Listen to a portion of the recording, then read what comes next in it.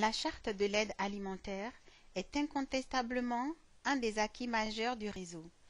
Elle a été adoptée en 1990 suite à un processus de concertation et de négociation conduit par les secrétariats du SILS et du Club du Sahel et de l'Afrique de l'Ouest. Ce code de bonne conduite vise à délivrer l'aide de façon coordonnée et harmonisée au lieu et au moment voulu aux vrais bénéficiaires dans les pays sahéliens et à en atténuer les effets pervers sur la production locale et le marché régional.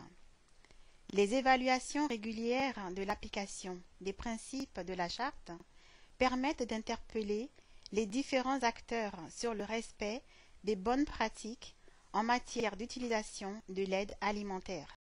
Un des éléments très importants du réseau, un des acquis, est effectivement la charte. La charte de l'aide alimentaire, approuvée en 1990, de nouveau a eu cette caractéristique importante d'exister.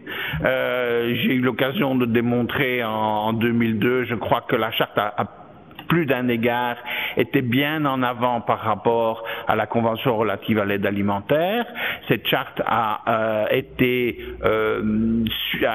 l'objet d'un suivi effectué de manière annuelle par le réseau et je crois que c'est un des rôles importants du réseau d'avoir poussé à la création, à l'approbation de cette charte et d'avoir assuré le suivi de sa mise en œuvre.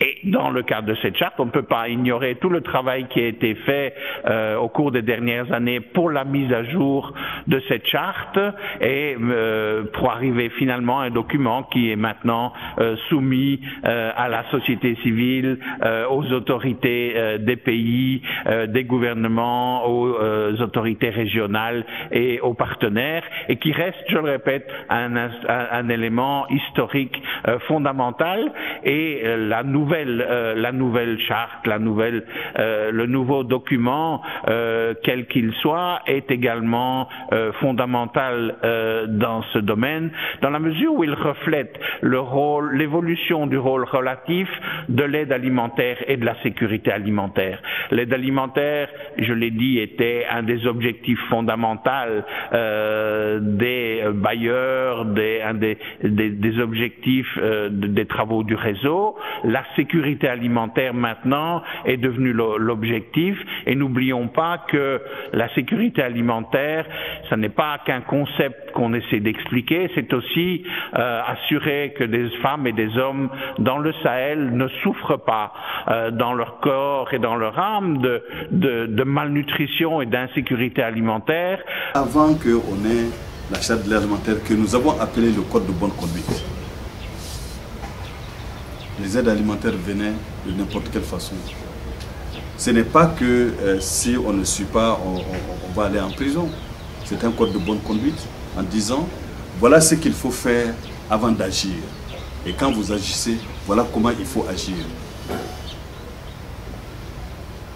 C'est avec le réseau qu'on a pu réfléchir sur les règles, les principes d'un code de bonne conduite pour gérer l'aide alimentaire dans notre région. Et ça aussi, c'est vraiment unique. Nous sommes en train de réviser la charte pour être en phase avec le contexte, pour être en phase avec la diversité des situations alimentaires, de la situation d'insécurité alimentaire, pour nous inscrire résolument dans la recherche de la sécurité alimentaire tout court. Ça aussi, c'est le réseau. Well, the Food Aid Charter was always a very unusual instrument. I recall during my time at the Club du Sahel that the EC formally proposed to the DAC that they consider extending the Food Aid Charter globally to all food insecure countries because it was such a very useful tool.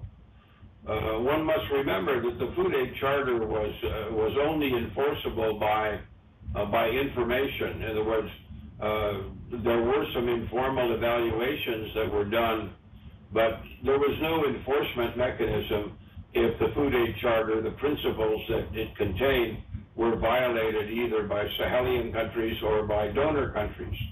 And there were instances where where the principles weren't respected. But I think the power of the Food Aid Charter was that there was a moral engagement, there was a contrat moral, if you will, around the principles of the Food Aid Charter that for the most part have been respected. And it sensitized everyone to the truth that food aid can be useful in appropriate measures, but it can also be very harmful to the longer term solutions